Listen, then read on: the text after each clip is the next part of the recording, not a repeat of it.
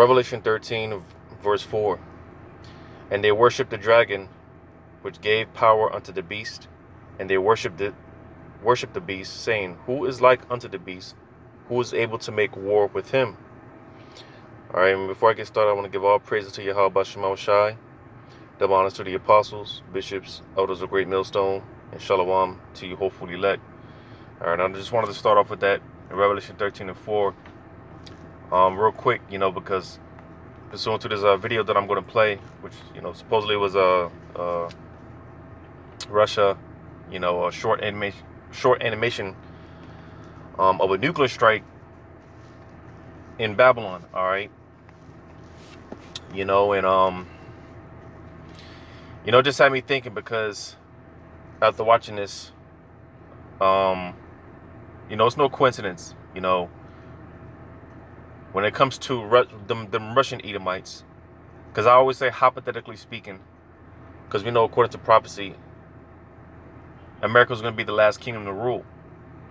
All right, and I always say hypothetically speaking, if that was not the case, and the Lord was just going to continue to allow this to go on, because obviously we see America's on its way out. All right,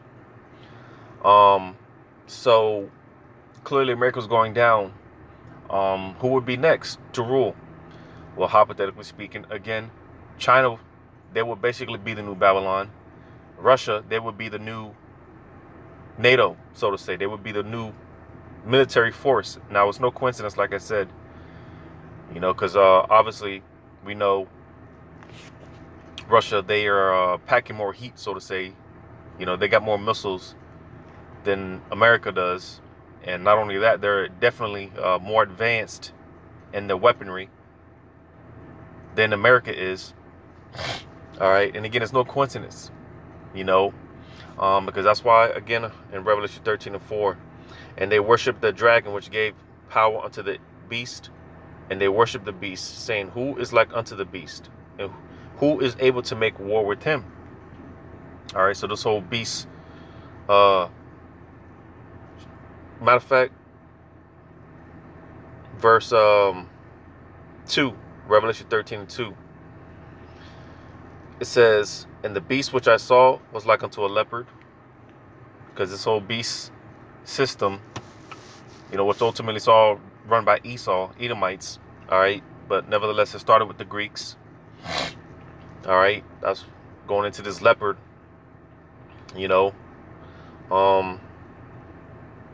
it says, and his feet were as the feet of a bear.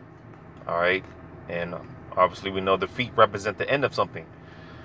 All right, which this is representing, or is talking about the Russians, which is no coincidence, because Russia's logo is the bear, because at the end of this, again, jumping back to verse 4, it says, And they worshiped the dragon, which gave power unto the beast, and they worshiped the beast, saying, Who is like unto the beast? Who is able to make war with him? You see, because, again, when it comes to Esau in general, all right, for a long time they've been a big bad bully on the block. All right, and America's empire has become so powerful that who can touch him? No one can mess with America. All right, or at least it was that way for a long time. But nevertheless, Esau in his power structure, he's so powerful. He's become so mighty, that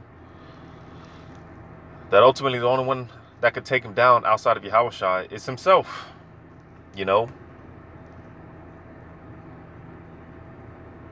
Esau himself. You see, because again, them Russians, they're nothing but Russian Edomites, and the Heavenly Father is going to use Russia as a main tool in Babylon's destruction. All right, because eventually all these nations are going to shoot their missiles at America, but again, Russia is going to be a main tool. All right, so I'm gonna go ahead and play this clip real quick.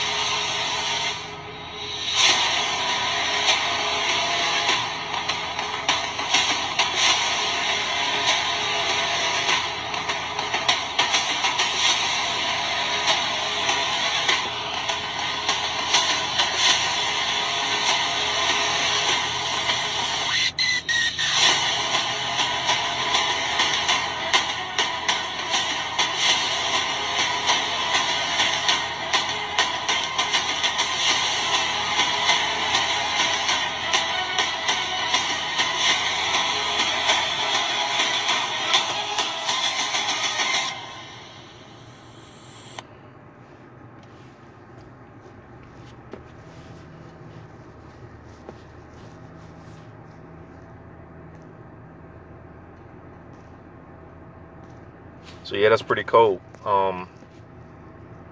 So again, Russia is going to be a main tool in Babylon's destruction, right? I'm gonna go to this Revelation 9, because them Russian Edomites. It's been said that they've got those missiles that are capable of coming over here in what, roughly 30 minutes or something like that. Which doesn't give people any time to to do anything really. But before I go to that, because since I said that, before I go to Revelation 9, I'm gonna go to Revelation 18. All right, because again, man, 30 minutes, you know, like I said, that's really no time to do anything. You just gonna have to stand there and accept your fate, you know. Because once those sirens go off, all right, hey, it's gonna be showtime. Revelation 18:7. How much she hath glorified herself and lived deliciously, so much torment and sorrow give her. Salaki, so much torment and sorrow give her, for she saith in her heart, I sit a queen, and am no widow, and shall see no sorrow. Therefore shall her plagues come in one day. So again, this is going to be one of those things where it's just all of a sudden, like I said, one day, we're going to hear those sirens going off and those alarms going off, and get to your nearest bomb shelters, and it's going to be all type of chaos, and you know people running around in a frenzy. All right, because real quick, I'm gonna go to this, because like I said, therefore shall her plagues come in one day. Right now, I'm gonna go to this,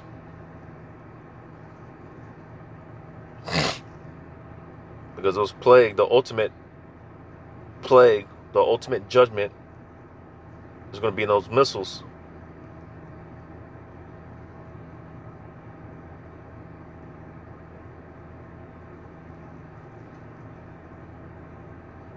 In Zephaniah, I'm sorry, I always get this confused. Zechariah 14:12.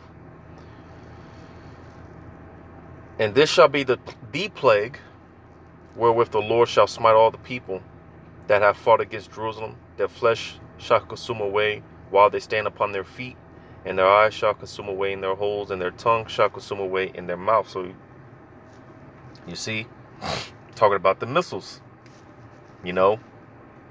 that is the plague, the ultimate final judgment of Yahweh Shema Shai on America, all the wicked,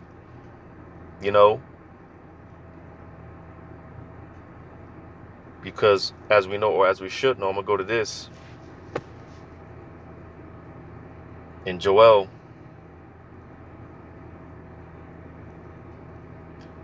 chapter 2.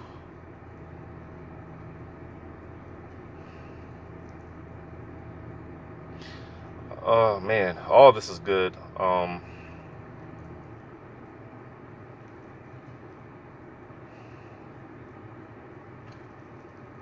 gonna just breeze through it real quick. Joel 2, I'm gonna start at 1. Blow ye the trumpet in Zion, and sound an alarm in my holy mountain.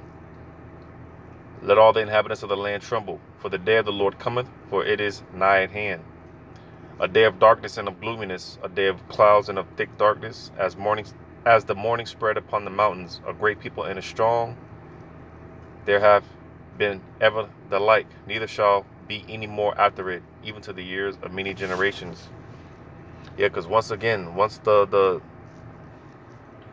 these plagues come upon America, all right, and they're going to be hitting different parts of the world, but a majority of those, and that's why I want to get that Revelation 9, Lord willing, because the majority of those missiles, those nukes, those warheads are going to hit in America, all right.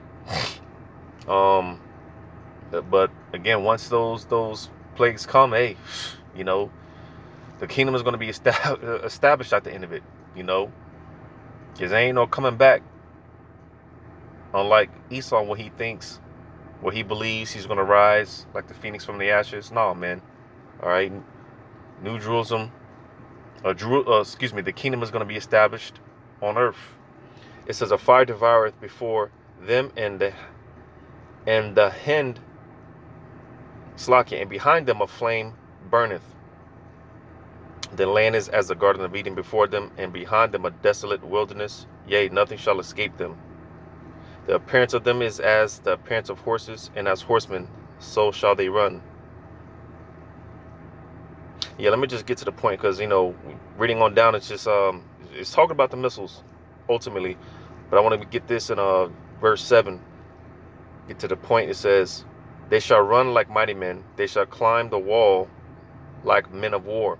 They're going to be getting through all these what do you call it, the defenses and stuff like that, right? They're going to bypass America's defenses, and um where was I at? Verse 7 again. "And they shall run like mighty men; they shall climb the wall like men of war, and they shall march everyone on his ways, and they shall not break their ranks. Neither shall one thrust another. They shall walk everyone in his path, and when they fall upon the sword, they shall not be wounded." So, matter of fact, verse 9, it says, "They shall run to and fro in the city. They shall run upon the wall. They shall climb up upon the houses. They shall enter in at the windows like a thief." You see? And like I said, this whole chapter is pretty good, going into this vision. All right. But nevertheless, when it comes to those missiles, like I said, they're going to be bypassing the defense systems and things of that nature. And like I said, they're not going to break their rank. They're not going to be malfunctioning in midair, crashing into one another. No, the spirit of Yahweh Shema Shah is going to be guiding, because the scripture said that the Lord's spirit is a consuming fire. So the spirit of the Lord is going to be in those missiles, and they're going to hit their intended target. And again, a majority of those missiles are going to hit. A majority of those nukes, those warheads, are going to hit America. Going back into Revelation 18 and verse 8, "Therefore shall her plagues come in one day," like I read in the Zechariah. All right, the plague. All right, this is the final judgment. All right, the plague of Yahweh Shema Shah is going to, literally rain down on the earth. It says, "In one day, death and mourning and famine, and they shall be utterly burned with fire, for strong is the Lord power who judgeth her." So you see, man, hey, this is the will of Yahweh Shema Shai. You gotta ask yourself, man, because these nations, they've been stacking up on missiles for all these years, and do you think that they're not going to get used? Like, come on. Do people really think that they're just going to be put up in some museum somewhere just to be looked at? No, man, those missiles are going to get used, and this is the intention of Yahweh Shema Shai, man. The plague of Yahweh Shema Shai, right? Now going to Revelation 9. Revelation 9 and verse 6. It says, and we know that, hey, this is coming soon, sooner than what we think. All right, because as it's been coming out, people are lining up to take that that brain C-hip with Elon Musk. The C-hip is right around the corner, man. We've got to be closer than close, because pursuing the Revelation 7, hey, the angels, they're holding back these winds of destruction. They're holding back this destruction. They're holding back these nukes from going off until certain things play out. So we got to be close.